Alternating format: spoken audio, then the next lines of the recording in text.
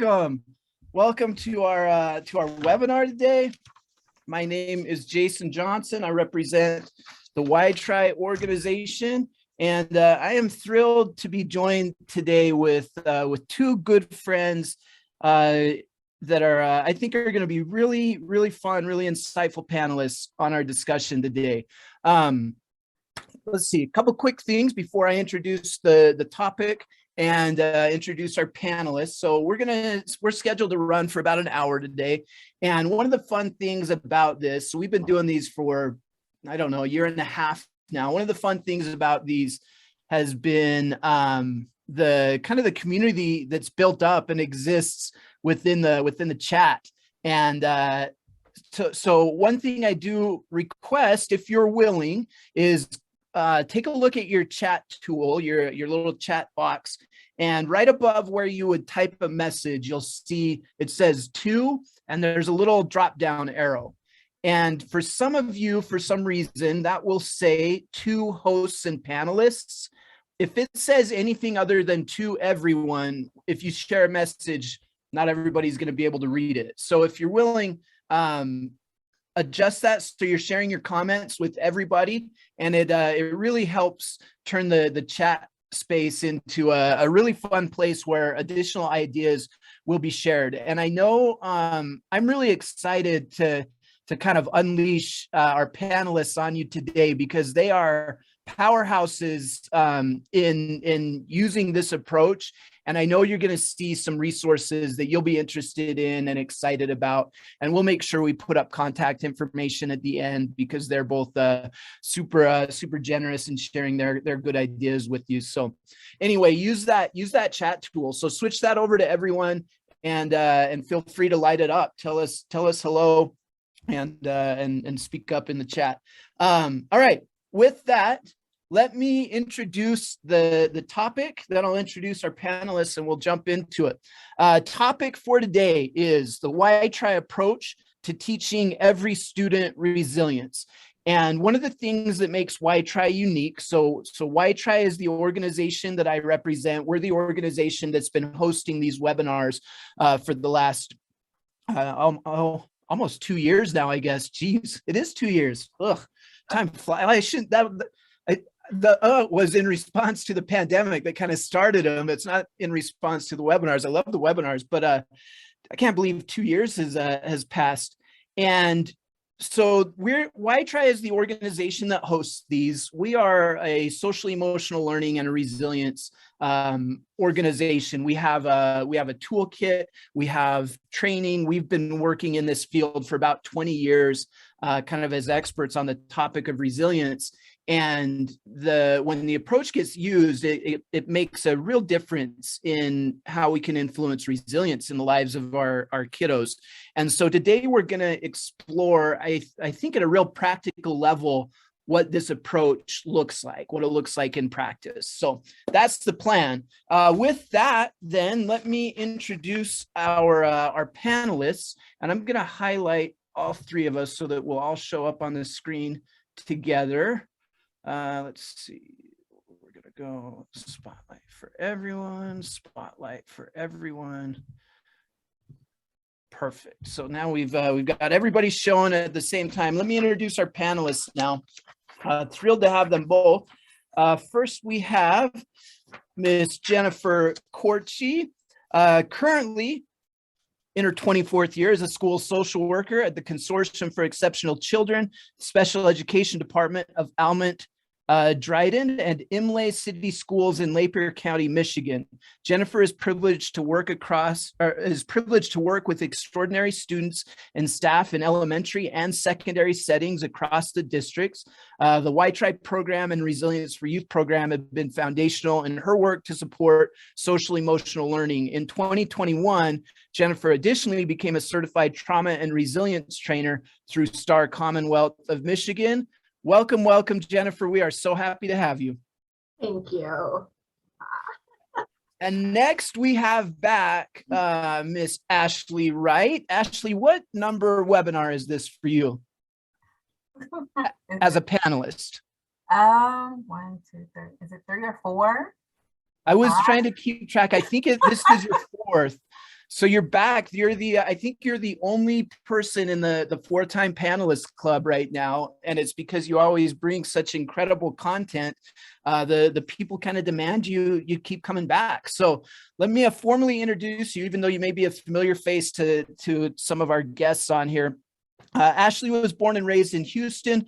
Let's see, did her undergraduate and graduate work both in Houston, Sam Houston State, correct? Yes, you know about cats. Professional school counselor, licensed professional counselor, currently serves as an elementary school counselor in Conroe ISD at Lucille J. Bradley Elementary. Been an educator for the past 13 years and a school counselor for the past, I think my numbers may be off. Is it 5 years now? This year's now 5. Mm-hmm. 5 years, excellent. Ashley teaches students to accept diversity, increase their self-esteem, build character, and maintain resilience. She continues to implement a diverse, comprehensive counseling program that is dedicated to meeting the needs of her students, staff, and the community, from weekly counseling lessons, student leadership opportunities, parent education shows, and student achievement awards. Ashley brings enthusiasm and campus engagement throughout the entire school year. Advocate for the school counseling profession. She's presented several national webinars with the WhyTry Program and Region 4 Education Center. Also, 2021 School Counselor of the Year for Texas and 2022 finalist for the Ask a School Counselor of the Year. No big deal. My goodness. Congratulations, Ashley. We are so happy to have you as well to round out this awesome panel. Welcome. Thank you. I am honored to be here. I am so excited for us to grow together, and kudos to Jennifer. Like, I'm excited because we're all like smiling, and I'm like, this is the motivation I need right now to finish the school year strong. So thank you. Me too.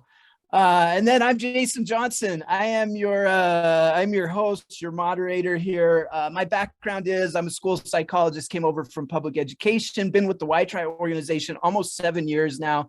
And it is one of the great things I have in my life is the opportunity to work with educators throughout the country. I oversee training and research for the WhyTry organization.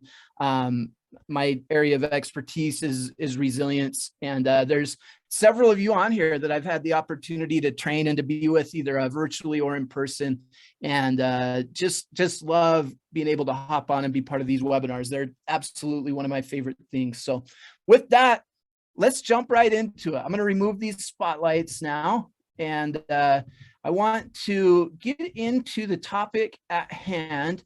Before we do that, I do want to just give you a chance. I was wondering if maybe you could just tell us a little bit briefly about what you've been up to over the last year or so. I know the last year specifically of education has been interesting.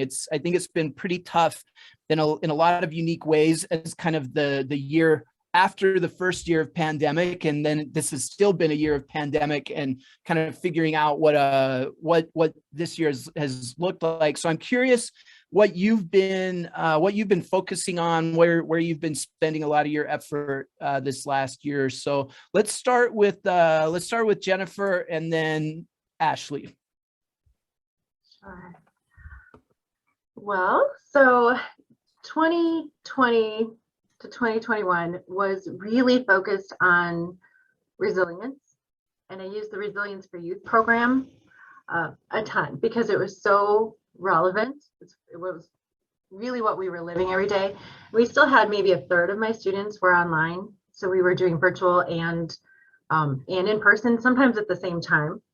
And then this year, most of our students are in person, but I find I'm using the WhyTry program itself more this year, building on the resilience, and we're still using that technology piece that we learned during the biggest piece of the pandemic, because our kids are now just so savvy at it, and it works well. And then sometimes we still have students that are at home and they need to connect. So we've been doing that. We've been trying to get back into real life, trying to balance, the effects of the last couple of years, and trying to get back into, what we want to do and how we can be there for our students. And it's Yeah, we were talking a little bit earlier that May is a tough month every year, but it seems like right now everyone's trying to get back into who are we and how do we do this, and it's been a year. So we're just really trying to finish strong.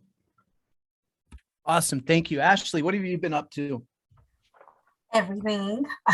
Well, I would say what I noticed just within picking back on Jennifer, like, you know, these past couple of years, just being a part of a pandemic is really, you know, like I have my own 3 R's that I go by, just reviewing, reflecting, and reforming, right? Because we've gotten so accustomed as a society, as a school system, on the way we used to do things and the way that we've always done it and what naturally has worked. And so really through these past years has been a lot of teaching myself, helping educate, you know, my colleagues, educate even parents, the community, on just that grace and compassion and humility that, you know, maybe I felt very strong in this area and I used to do things this way, but I'm having to reform to something different that puts me out of my comfort zone.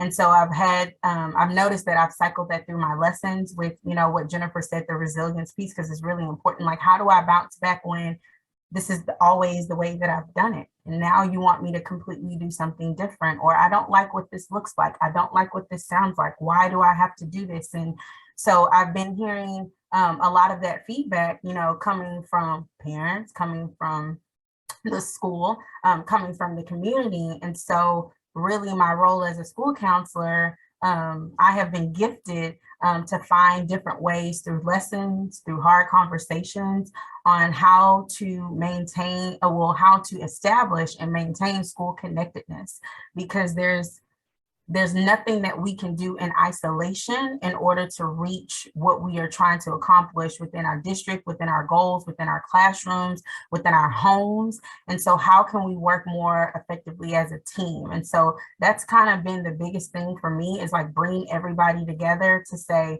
hey, we can do this. It's going to look different.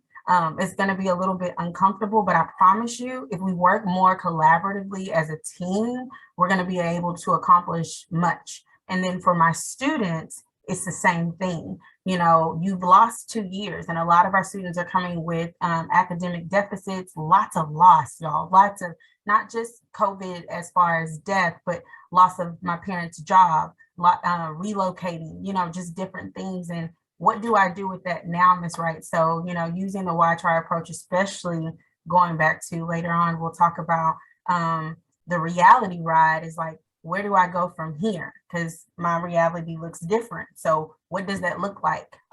Mm-hmm. Awesome. Thank you. Perfect introduction, I think, for where we want to go with this. So I'm going to do a quick screen share, and I just want to share one slide to kind of set the foundation for what I'm going to ask our panelists to talk about today. So the WhyTry approach, you know, we have a toolkit and we have content that a lot of people throughout the country use to help teach social emotional learning skills and resilience. But one of the things that I think has really helped us to make the impact that we have is we are an approach as well. And we recognize that how we deliver our material is just as important as the material itself, whatever that material is. And so I want to present to you kind of the foundation of the WhyTry approach to serve as a kind of a framework for the discussion we're going to have. It's a thing we call the new 3 R's. You can see the slide here. The new 3 R's, the formula that we teach is this basic formula: relationship plus relevance equals resilience. And I think this is a foundation that will improve any curriculum, any intervention that you may have to deliver or want to deliver. I think it really is transcendent, and it's, you know, it's fairly simple, but there's a lot of depth to each one of these. And so I'm going to have our panelists today kind of give their insights on different pieces of this and share some of their ideas and strategies of how they approach this. And for me, this has been a really kind of nice, simple way to organize my own approach. You know, the nice thing is it fully lines up from a fidelity standpoint with the WhyTry approach. So this is the formula we're going to dig into. The new 3 R's: relationship plus relevance equals resilience. So with that, let's start off with the first R, which is the R of relationships. And I think most educators agree on the importance of relationships and you know, what impact those have. But I was wondering if you could both tell us a little bit about your approach to relationships and share any strategies for relationship building that that you're currently using, focusing on. Let's switch up the order for this one. Let's start with Ashley and then jump over to Jennifer. Okay, so the first thing with our, and I'll just speak from my role and my position, but I also, you know, educate my counterparts, my teachers and my administrators and principals. I share this as well, is that connecting before correcting. And I say that because with this high level of crisis and so many things going on, you have to make the connection first. Into stating to the, you know, the student or to the parent or to the teacher who you are and what is your role in order to support. Because a lot of kids I have found as a school counselor, they're unfamiliar with, you know, what the role of a school counselor is, or, you know, do you really care about me? Are you really trying to help me navigate my problem? Or are you just trying to immediately give me this consequence? So I would really empower, you know, all of us to keep that in mind, that it's important for you to connect before you correct, because you need to let them know, like, hey, I'm here. I realize that this is a sticky situation. I'm always telling, you know, all of my colleagues, like, you know, we're in the school system, we're in the education system for a reason. And I know that it sounds so cliche, and I've, you know, said this previously on other platforms, that we talk about building that relationship, right? That's the educator. We got to build relationships with our kids, but it starts to sound a little bit cliche, because my thing is that when you build them, but you have to also maintain and sustain them as well. And that's really what's important, that when the dominoes fall and things get chaotic and things get stressful, you don't see eye to eye, or something isn't working. Maybe you've been working hard on this one student or this one parent, and the systems in place aren't working and you're not seeing the success. What are you doing to sustain that relationship? And so personally, for me, is I always bring my students in, and I've been blessed to be honest with them. Hey, my role as a school counselor is to help you with your emotions, as well as just be your support person. Because at the end of the day, I can't make you do anything, but sometimes as a school counselor, I can see ahead with what you may not see. And so I'm able to help you navigate towards some options that you're able to choose, because I want you to be a better you. And so that's my connecting piece, as here's my relationship with you. Here's what happened. May or may not be a consequence involved, but let me tell you how we can move from this together, because that's that resilience piece, because we got to move from it, and putting that in their light, so that way, you know, when they're coming to you with an issue, or even your parents, right? Because that's that school connectedness piece, having that approach to where you're, you know, creating the relationship with the parent, and there's going to be tough conversations, but it's so important for them to know, I see you, I hear you, we are going to do this together. It may be rough, but we're going to, you know, take it day by day. So that's kind of like my first spiel for relationships. So good. Thank you. Jennifer. Oh my gosh, I love everything that Ashley just said. So, something that I've really focused on this year with staff is that care and connect concept. So there are so many things going on, obviously, in our world that we can't control, that we have no way to impact or change, but we can care. That's something we can do, and we can connect with our kids and with each other. And I think that's really important. Probably the biggest piece that was missing as the pandemic started was that connection, and being able to reach out and see each other like we're used to. So being able to care and connect has been huge. Also, the concept of grace. I love what you said, Ashley. And I know Christian in his book talks about self-grace too. So not only are we giving others the grace of being where they're at in the moment and doing the best with what we've got where we're at, but doing that for ourselves too. So when we're having a tough day or it's been a rough week, that we are there for each other and we're real. And I think that's something that in my relationships with my kids, believing the best in them and knowing that if they're having a tough moment, it's a tough moment. It's not who they are, and encouraging them to let others see their best self, you know, who I get to see when I'm with them. And that's really exciting. And I love getting to see that in my students' relationships with other staff too, as staff get to know them each year, because I usually get to follow my kids for a few years, sometimes all the years. So as they get new teachers and other people get to connect with them, it's really exciting to see that growth in that relationship.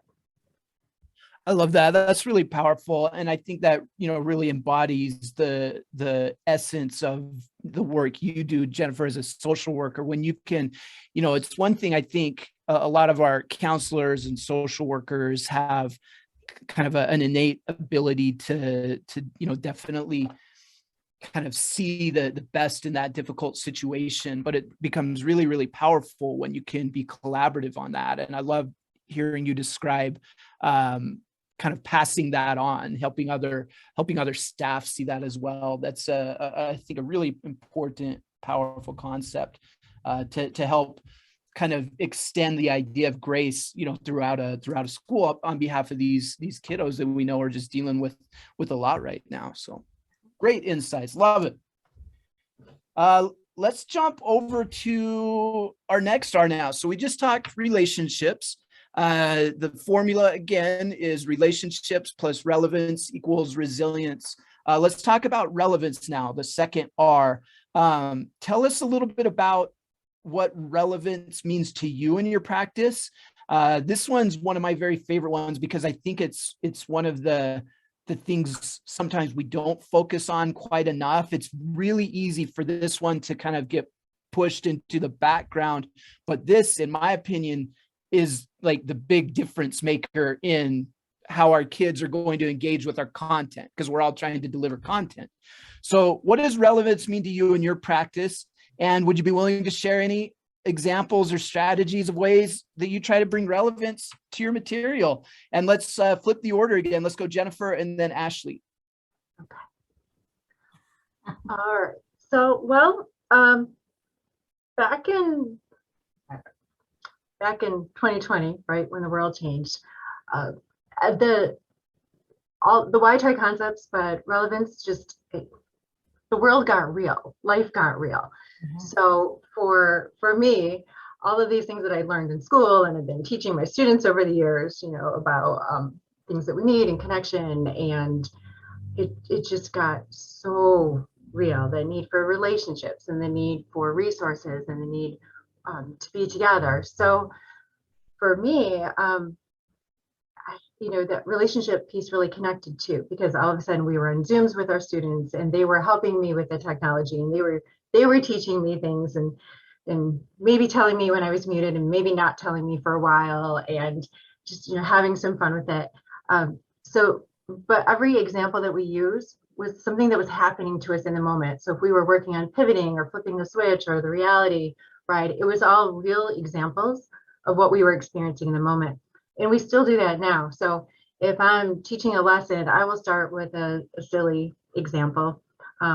So my students know that I drink coffee all the time. So I usually have some kind of example about that, you know, whatever it is, if it's jumping hurdles because Starbucks was closed, and they help give me some problem solving tips. But then we turn it into what are some experiences that they have at whatever level. You know, so for the elementary students, it might be an issue at the playground, or for the high schoolers, you know, they might be having peer issues or having, you know, struggles with schoolwork, and we try to make it real for what they experience. What helps me especially is if I'm doing the lessons in a classroom where the teachers and the paras are hearing it too and using that language, then we get to use those terms and consider those, you know, concepts through the whole week, and it becomes just part of their language and their experience. So if they run into issues other days when I'm not there, they are still using that same concept and that same support. So that's really exciting. And I think too, for relevance, it's not just something that we're teaching our kids. All of these struggles and issues and feelings that they're experiencing, we are too. So when we were talking about pivot back in initially, that was for us. Flipping the switch was for us. Well, how do we get through this day when we're struggling? And I think that is meaningful to the kids because they know it's real. We're not pretending. So I think that's been really neat. And I think the feedback from the kids has been really exciting. I have some of the kids see me and the first thing they say is, "Hey, Mrs. Kortge, pivot," or "We're going to bounce back." I'm like, "Yep, we will." And I love seeing it in action. Jennifer, can I put you on the spot? And at the risk of embarrassing you, you shared a funny story with me that I think really applies to this, where you had to learn something that was a kind of a foreign skill to you when we pivoted over to a more technological based model. And I think it came from actually seeing Ashley present her Bitmoji. Do you mind? Sure, no problem. So yeah, watching the webinars that you guys started really helped me connect with a greater world back in April 2020, right? And on one of them, there was Ashley, and she presented a Bitmoji picture that just really connected her students to different supports or resources, and I thought that was amazing. My daughter's school, their counselors had sent out some information, and I started to feel guilty. I have 130 students. I should probably do something like that too. But I had never done anything related to tech. No Google Classroom, no Bitmoji, none of that.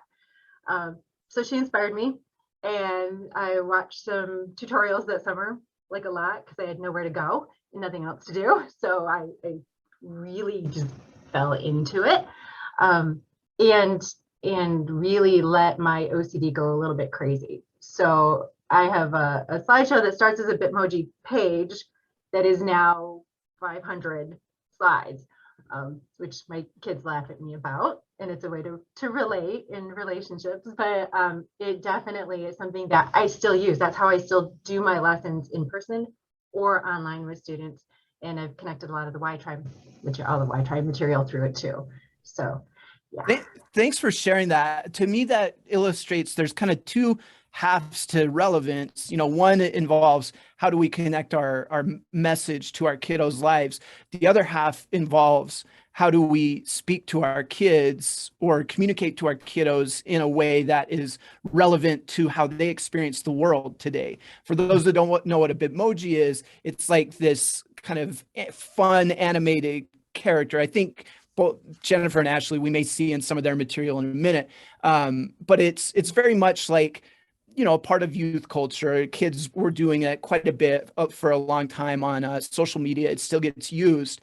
And when I hear Jennifer describing like kind of having to go to school herself on that, she was educating herself on something that was very relevant to youth culture at the time, and then using that as a way to connect. And I love that she got the idea from Ashley, who I really believe is an expert on relevance. So thank you for indulging me and being willing to share that story, because I think it illustrates in a really kind of simple but powerful way the impact relevance can have. And it improved your ability to connect with your kids. It did. I had to have my daughter is 14, and she had to teach me how to do all of that. She helped me make the Bitmoji, and she's put up with all of my videos and online and look at this and what do you think about this? So yeah, it's definitely been a change in our lives. Awesome. Ashley, talk to us about relevance. What does it mean to you in your practice, and any ideas or strategies you have to help us out, help us be more relevant in our messaging? Well, I'll say thank you, Jennifer. By the way, y'all, if y'all didn't hear, she has like hundreds of Bitmoji, all of that. So we'll be connecting with Jennifer to get all of those, because I am still growing and wanting that thirst for knowledge as well, to help my kids, remain engaged. And so when I think of relevance on how I use that, of course, I talked about the relationship at first, is really talk about just understanding life in itself. I think, students, when they come into the school, we have them for 8 hours of the day. And so my purpose as a school counselor is to let them know, like, in your life experience here at school, where you spend the most, the majority of your time, it isn't always easy. And I think just connecting and making that relevance as into, I know that this is not a cakewalk. You know, your pre-K through 4 or your whatever campus that you're at, it's not a cakewalk. It's not just I come to school, hey, I'm gonna have a perfect day. Everyone's gonna smile at me. No one's not gonna hurt my feelings. I'm gonna get all the answers right. There's so many things happening in our life. And so every lesson that I utilize, especially with WhyTry, that I'm giving when I'm doing a lot of my counseling lessons, is to let them know that yes, my job is to help you with your emotions, but I want you to also be the best person that you really want to be. And I want you to be able to tackle life, because I tell them just straight up, and you have to be honest with kids too. Things are going to happen. And sometimes they're going to be like these amazing positive things that happen. And then there's sometimes they're going to be these negative things that happen. But guess what? Let me tell you how magical school is. Those negative things that happen, oh, Miss Wright, I'm gonna help you tackle those. I'm gonna give you some strategies and tools. You know how like your teacher gives you strategies and tools for testing, for your reading, for your math. And, you know, I make my role more fun, because I know sometimes that stigma between a counselor, like, oh, you must have problems, you know, or something like that, or, you know, something really negative. I can't control myself. No, no, no, no, no, no, no, no, no. We are all in this together, because we are all wanting to be better. And then most importantly, the relevance of, you know, my role and when I'm giving counseling lessons to help them with their behavior or their academics is because you have purpose. And kids need to know, like, there's life, like everything that you're doing right now. It doesn't matter if you're in pre-K, it doesn't matter if you're in high school, everything that you're doing right now is to set the foundation for the person that you are destined to be. And so, you know, I think it's really important that you speak life into your students consistently and letting them know, yes, you're going to dream big because you got goals. And so I've got to help you get there, but I got to also be honest with you that it's going to be a little, you know, a little rocky. You're going to have some bumps in the road, but I promise you, if you can remember these tools, if you can practice these tools, it's going to help you get one step closer to where you want to be. And so my favorite, and Jason knows my favorite WhyTry lesson is the reality ride, because it does not matter if you are 12 or you are 26. That lesson is like, it makes me tear up now. I was just telling him before, brings so much power and just life in itself, how life can be this emotional roller coaster. And, you know, when you start to make negative decisions based on these everyday challenges that are sometimes out of your control, whether they're at home, whether they're with your peers, whether they're at, you know, at school, you can still move forward. And my students love that, because when I tell them my reality looks different from your reality, but Ms. Wright has the same old challenges. I have my friends too, that sometimes, you know, we butt heads. I have things that happen, you know, in my household that sometimes are a little bit rough for me. I have things here at work.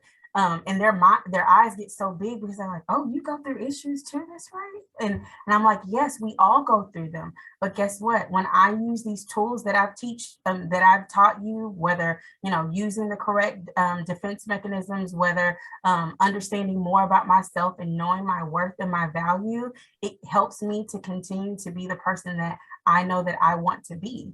And so I think with students in a school system, that yes, we're teaching them all of the academics, but with the WhyTry approach, as far as the social emotional piece, it is so important, because that social emotional learning is going to help. It's like that foundation to help facilitate and motivate them to be the best that they be, so that they can do it in the school, they can do it with their friends, and they can do it at home.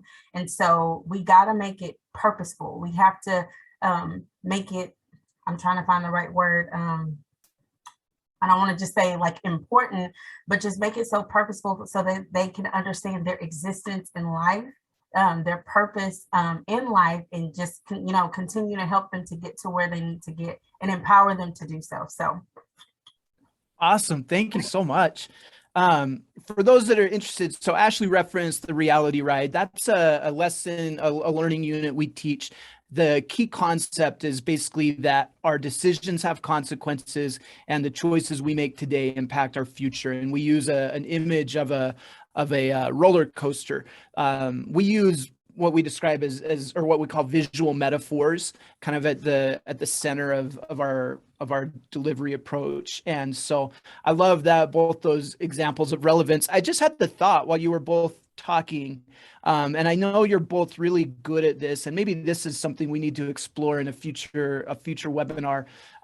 One of the things I think is probably the most helpful from a relevance standpoint is making sure that we ask good processing questions, good open-ended processing questions that invite our kiddos to connect our material to their life. I think Jennifer and Ashley both modeled that really well when they talked about, connecting whatever the current lesson of the day that you're delivering to their life. I know, and to real lived experiences. For me, when I'm preparing a social emotional learning lesson plan, I actually spend as much time focusing on preparing the questions I'm going to ask as I do on the actual material I'm going to present. Because for me, that becomes kind of that almost sacred space where we can make those relevant connections. If I ask the right question that causes you to think about how this concept applies to life, well, that becomes kind of the magic place of education. But there, I think we do have to be really, really intentional within that part of questioning and processing to make those connections. So yeah, maybe I'm taking a mental note here. Maybe we'll explore processing. Please go ahead. Can I say, Jason, to all of us too, I did forget one more part because I got so excited. Sorry, I get so passionate. But what's also powerful within relevance is that when kids start to connect with each other and realize that they aren't the only one, like, you've got this going on in your household too. Whoa, me too, buddy. Well, let me tell you how I tackled that. Let me tell you how I've, dealt with this, previous experience. So you're like, you're building relationships towards students too, because that's important for not only our students to have those tools of resilience and be able to understand that, these lessons and these strategies and these tools that I'm learning in school are to help me to become a better person. But we also want to teach them as well to turn outward, like to help someone else that may be struggling and make those connections. Oh, I remember when I went through that. For example, my parents were divorced too. Let me tell you some things that I've done before, maybe to help. We want to teach that. So it's not just only coming from adults. And I just really feel like that's how you start to, restructure and make our school systems better and change a whole generation, is where when we get them to start turning outward and teaching each other and leading each other. I love that, Ashley. I'm cheering over here. I almost jumped out of my chair. Let's jump into our third R then. So we've talked relationships, relevance, and for this one, I'm going to ask our panelists to actually do some little mini walkthroughs of kind of how they like to teach this and let you see kind of their approach and how this comes together. So the third R is resilience. With from here, actually, I'll put up a slide with a basic definition of resilience that we kind of follow. And this comes, we released a book a few years ago called The Resilience Breakthrough, kind of written to a grown-up population, but we've since taken the concepts out of it and converted them into a way to teach this to kiddos. But our basic definition for resilience is this: the ability to bounce back when you have every reason to shut down, but you fight on. Resilient people have both tapped and untapped reserves, enabling them to overcome and thrive as they face setbacks, challenges, and fears of daily life. And good social emotional learning concepts really should be encouraging and teaching towards resilience. It's those soft skills that allow us to thrive in life. And resilience is interesting. Resilience is not the elimination of challenges. Resilience really is changing our relationship to our challenges.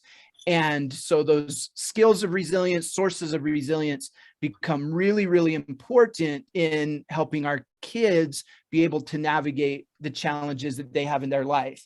So that's a long setup. But what I was wondering if our panelists could help us out with is wondering if you'd be willing to do just like a little mini walkthrough of one of your favorite WhyTry lessons that teaches towards some concept of resilience, and maybe talk about kind of what response you get from it, how you use that to engage with your kids. Wondering, let's go reverse the order again. Let's start with Ashley, and then we'll go over to Jennifer. Okay, I'm gonna do something a little different, if y'all will bear with me. Get it set up so y'all can see it.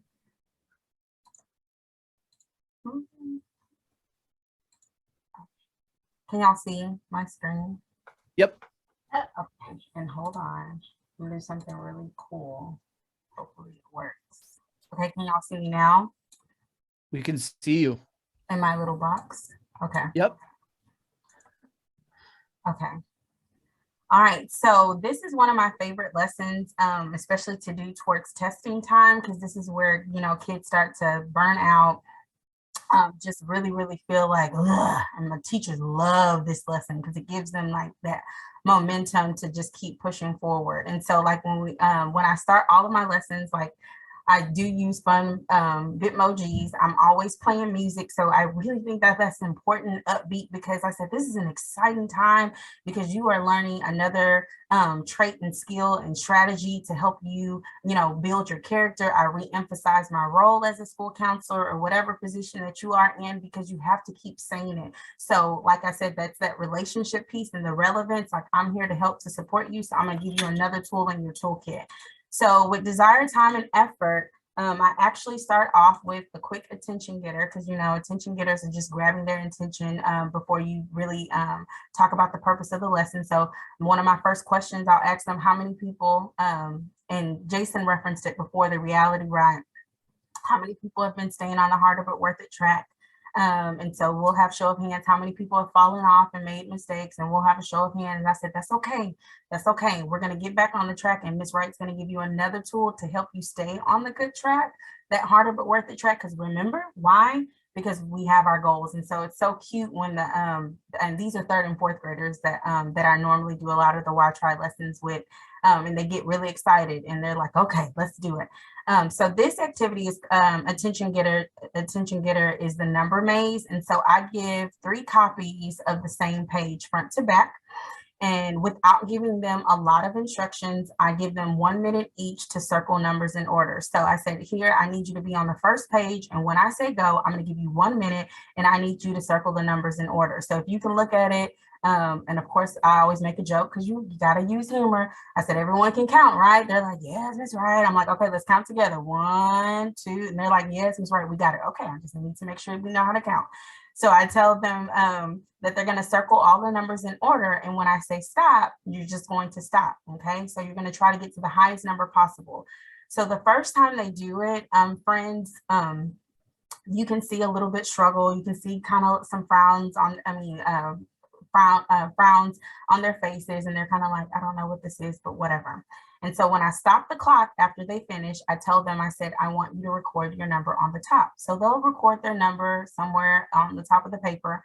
And so then I said, okay, I'm going to give you a second opportunity. And when I give you the second opportunity, you're going to do the same thing. How many of you, and I asked the posing question, how many of you think you can score a higher number, get to a greater number? And majority hands go up. I said, okay, let's do it again, but you still only have 1 minute. They're like, yes. So they do it again. I still give them 1 minute. And when they get 1 minute, I say, time's up, write your number at the top. Then I say, well, how many of you scored higher or got a higher number?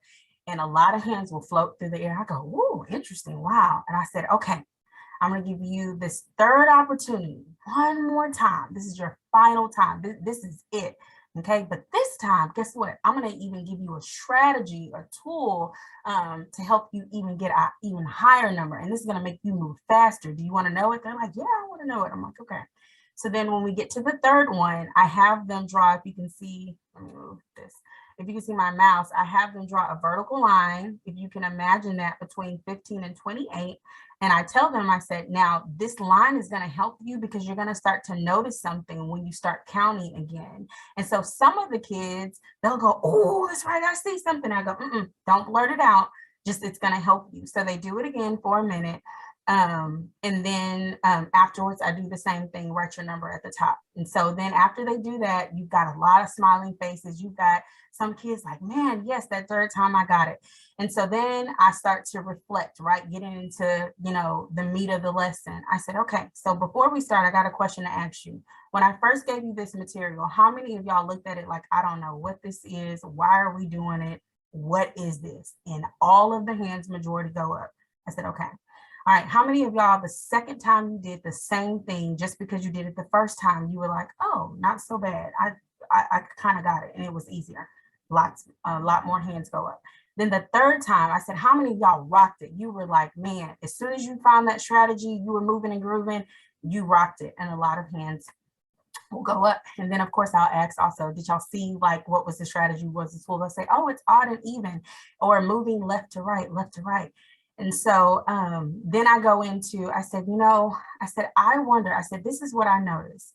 The first time I gave this to you, everyone felt overwhelmed, but I noticed that the more and more you decided to do all of those things, you not only got better, you became more confident. And like literally, I didn't see anybody complaining. I didn't see anybody falling out. You were so focused. And then I go into, because you had three things. You had desire, time, and effort. And I always make them repeat it. You had desire, time, and effort.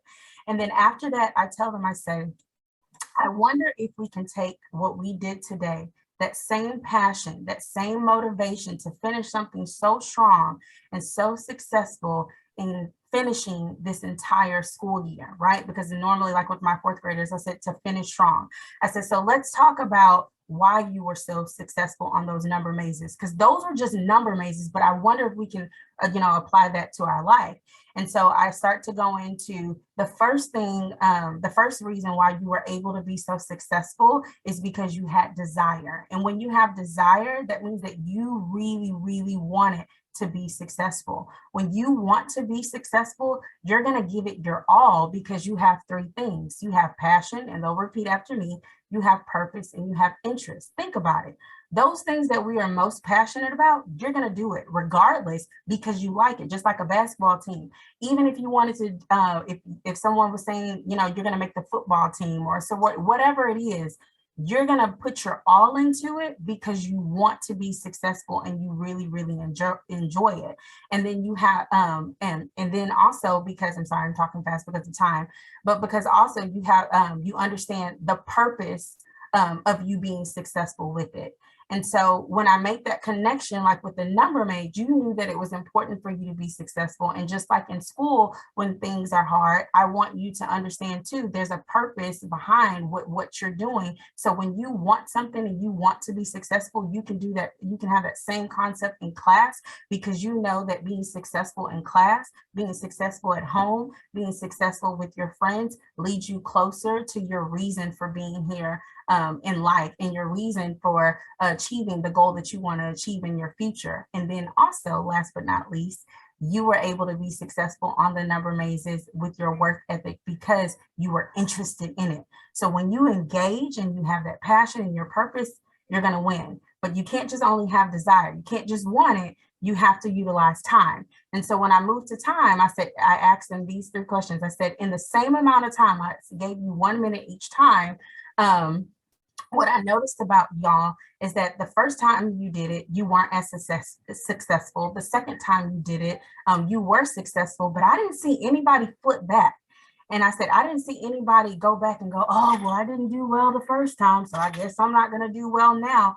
No. And I said, and I asked them the posing question, well, why do you think that? I allowed them to speak a little bit. And then I asked them, okay, so which one of these three, when we talk about time, is the most important, past, present, future? So you'll see kind of a show of hands, which one is the most important. Most of the time, you'll get a tie between present, and future. And so I'll finally say, well, the most important, all of them are important, but the most important is present. And the present is the most important because it's what's happening right now. All of you, in the minute that you were doing your assignment with the number maze, were so focused on what you can control right now. I'm not saying that any of the other pieces of time were important, but when we really have that desire and we really want things because we want to be successful and we put in the work for what we're doing right now, they will allow us to be successful in the future. And I always tell them that the past is done. There's nothing that we can do to change it. So the relevance that I bring is that sometimes we focus so much on the past of what happened before that we miss opportunities to change and do something right now that could really affect and make something positive in our future. And then I move over into effort and I say, not only did you have desire, not only did you have time, the last thing that you had was effort. You put in the work. And when you put on the work because you're focusing on what you can control now and you give it your best, you are going to succeed. And so the relevance I also bring is that sometimes we look at other people and we say, oh, we're not going to be successful. This person is, I've been making 35s all year long.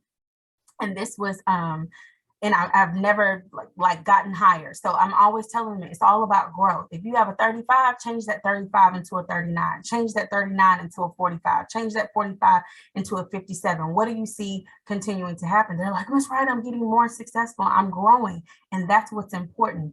You're increasing your stamina. You're able to be successful because you have desire, time, and effort. And time doesn't allow, but I also show just a maze. And I'll have them go through it. And I say, some of y'all are going to stop at dead ends. And then I ask the posing question, when you get to dead ends, what do you think you should do? Turn around. We got to do the same thing in life.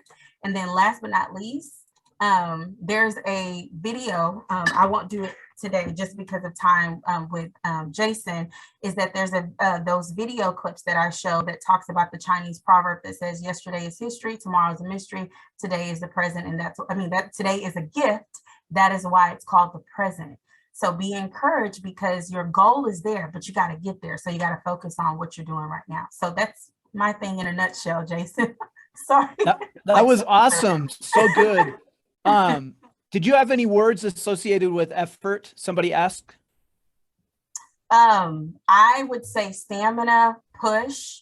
I really kind of talk about growth, like just continuing to push through. And that's for me. I'm trying to like unshare my page. I am so no worries. And then what tool were you using to put your video over the top of the slide? Oh, loom.com. Loom, right? Yes. That was what I thought. Awesome. So good. So we're probably going to go just a couple minutes over. I think that's okay because this is really, really helpful stuff. Jennifer, you ready to give us a walkthrough? Sure. All right. Do I need to? I think Ashley's screen is still shared. If you can unshare. There we go. Okay. Perfect. Okay. All right. Let me pull this up for everybody. Okay. So Ashley, this is a tribute to you. Here's my crazy Bitmoji. Screenshot. Everything on here goes to something. And so just as a quick example, Ashley, you remember you had a book on your bookshelf that was so cool. It was this one. So I was fascinated. And then my OCD kicked in. So it opens to 20 some. So just, I think that's probably why it's over 500 slides. But if you guys will notice, we've got our book up here, this book that I love. And this is the Resilience Breakthrough, and it's all the different pieces of, of our WhyTry and our Resilience for Youth. But one strategy that I love teaching my kids is flipping the switch. In fact, we did it this morning at 7:30 in one of my classes. So flipping the switch is the idea of responding differently to a difficult situation. So to make it relevant for our kids, we talk about, what's going on in this moment that I need to react differently to. So I'll give them a funny example, like say I get a snarky email from someone and I really want to respond. And what's my gut reaction, right? and they're funny. And I'm like, I really want to say something sassy. They're like, you want to be mean? I'm like, yes, I really do, but I can't. That's not good. What would happen? You'd get fired. Yes, I would. And it would wreck my relationship with whoever I was emailing with, right? So they figured that out right away, which is really cute. Or we refer to, like, if you're walking in the hallway and someone looks at you and you think it's a mean look and you say something mean back, what's going to happen? Or if you respond to the principal in a certain way, what's going to happen? So sometimes we have to respond differently than we really want to. So we're going to flip the switch, and we usually find a switch in the room to make it tangible and real. But I've got a few little attention getters, like Ashley said, from WhyTry that help. So here's one, and I talked to them about, I'm going to help them flip the switch in their brain. This is going to flip their brains. They're going to freak out. What animal do you see? And then it flips, right? So that's pretty, the kids like that, we go back and forth trying to figure out what that animal might be. This one is counting the F's. If you count the F's in the paragraph, you get 15 seconds to see how many you can count. All right, and I'm going to switch off of that. This one, did this morning. How many boxes or how many squares do you see? So how many squares? And that's really fun. I'll make it relevant for the kids that if you are really savvy about this, when you get home tonight, you're going to make a deal with your parents that if they can find the right number, then, you know, you'll do your chores. But if they don't, then they'll do it for you. So we kind of try to make it fun for the kids. If you want an answer later, we'll get it for you.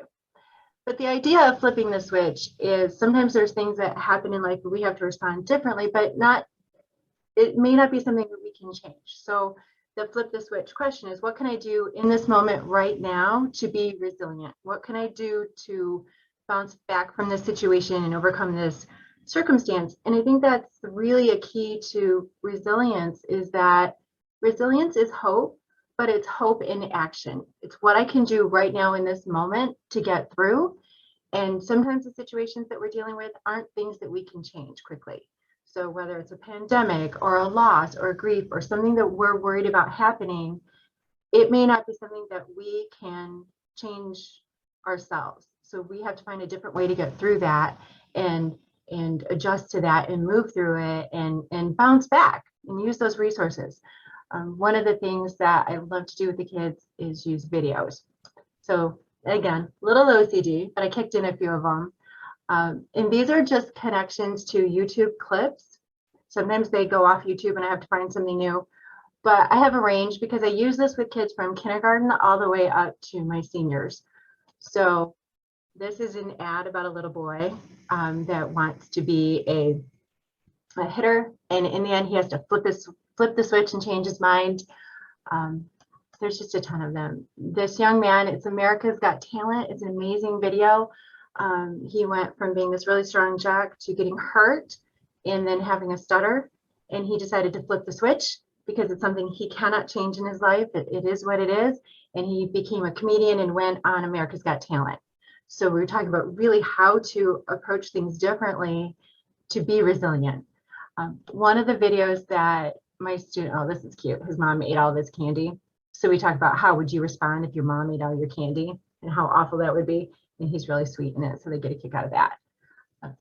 This one is neat if you get a chance. It is Dwayne Johnson. I always say, this is my friend Dwayne. I don't know if you've met him yet. He's not, but that'd be fun. And the students think that great. We talk about all of the things that he's done. I did have to edit this clip because our friend Dwayne has a few words that I can't have on here for my students from kindergarten to seniors to be able to see. So I did learn how to edit in the format and that, which is really important. But he talks about just his experience and how he flipped the switch and how a teacher flipped the switch and responded very differently than one would expect. And it started him on his career. So that's what I really recommend. And the kids really respond to that one a ton. Jennifer, I think we're okay on time. If you wanted to show, like, that World's Greatest Hitter is a pretty short video. Sure. And I think that's kind of a clever way to show how you use a video clip to illustrate that we can change our approach to a challenge that we're having. You ready? Tell me if the sound is okay. Yep.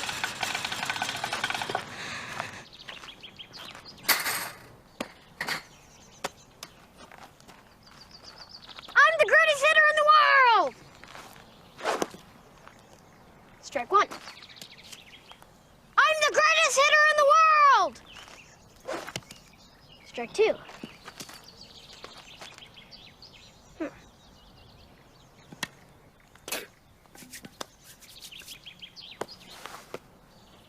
the greatest hitter in the world!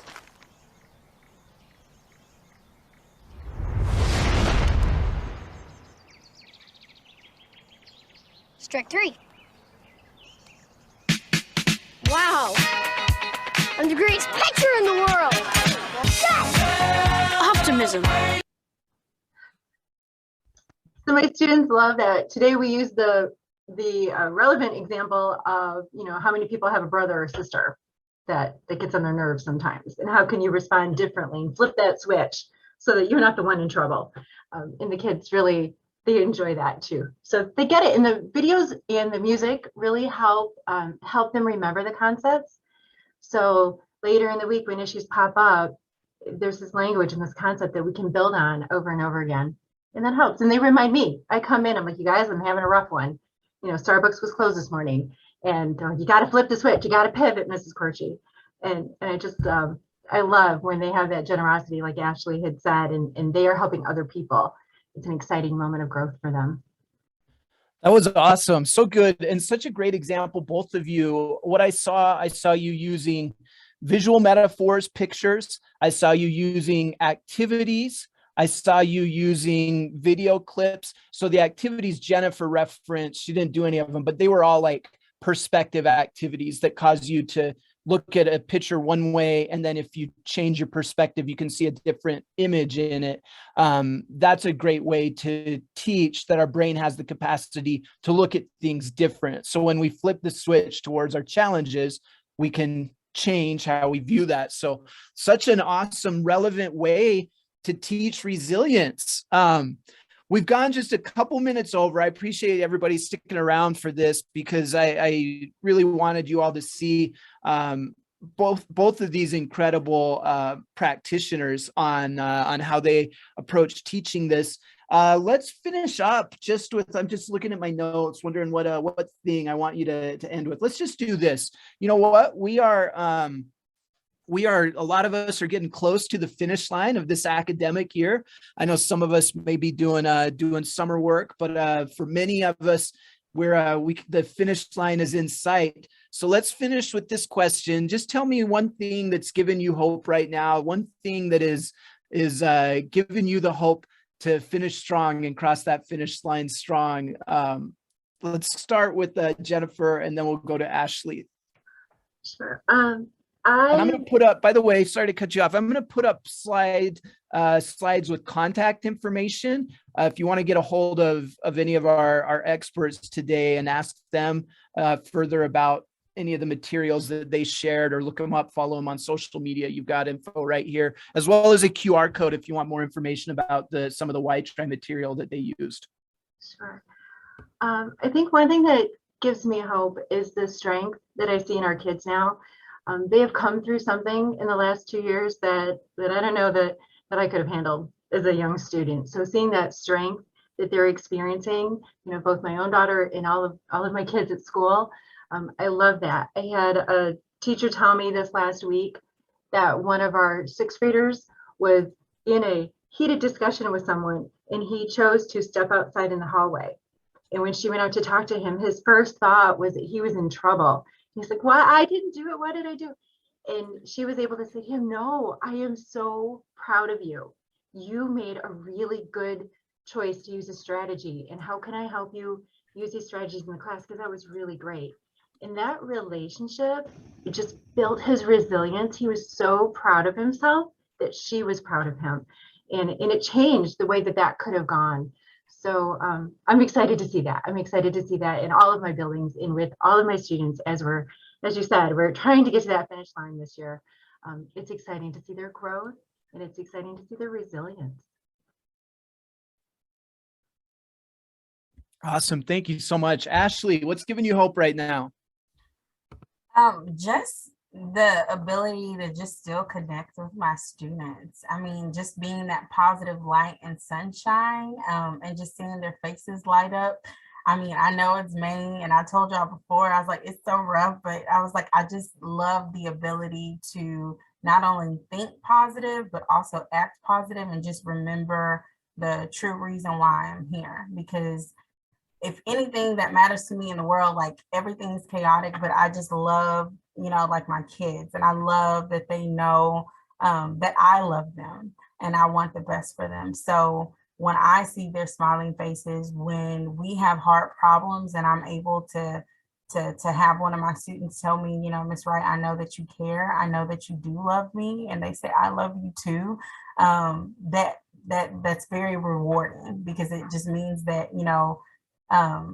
there's this strong possibility for them to obviously check in and tap into their resilience, as well as be better. So it's like I'm leaving a legacy. I always tell myself every morning, I was like, you're leaving bits and pieces of yourself every single day. So, you're planting seeds. It may not always be for you to water, but you are definitely setting a foundation for them to be successful, and one that they will always walk away and remember. So I'm excited. So it's a great time to be an educator right now, even though it's crazy, but it really is, because the kids are watching. And so they will always remember how you make them feel, what you've said to them. And so I want to be able to leave the school year as they go into summer, because for some of them, it isn't the best. But I want them to be like, this was an experience I will never forget, or I will never forget Ms. Wright and her words of wisdom. So good. Thank you. For those that are asking, we did record this. It's going to be available on our YouTube channel. We'll send out an email with that. I better answer my own question. The thing that's given me hope is how much strength I have taken from and witnessed build in this community through the webinars. I see names on here now that are repeat names. I hope you'll keep showing up and that you'll invite friends that haven't been on. I see names of people that I've worked with virtually or in person, and I love it so much now when people hop on here and remind me. I had a Sherry reminded me, she's up in Finger Lakes. I got to go out and be with her community just a little over a month ago, and we had some fun and talked about the WhyTry approach, and it was so fun to see her on here. And I just am reminded every time I get on one of these webinars how much this community means to me, and this is one of the things that really helps push me towards the finish line. And I'm good enough friends with our panelists that Ashley will text me messages every now and again, and I get that, and it fires me up. Like, it reminds me I can keep doing this, and I try to provide the same as well. So I can't thank you all enough for being part of this, both our panelists and all of you as attendees. You absolutely make my life better, and I hope you all feel the strength from one another being part of this community as well, because that idea of helping our kids be more resilient is a common goal that we all share when we show up to these. And I just love to be able to be a part of it. So let's give a huge virtual round of applause for our panelists. Huge virtual round of applause for all of you as attendees. We're going to make it. We're going to get across the finish line this year, and keep showing up to these. We're going to keep doing them. I don't see any end in sight. This is too important of a community to keep up. And like I said, please invite your friends. If you've got people that would love to be part of this that may not know about it yet, we would love to have them on and help them become part of this great community as well. So thank you, everybody. I think it would only be appropriate if we play us out with some music. Ashley, Jennifer,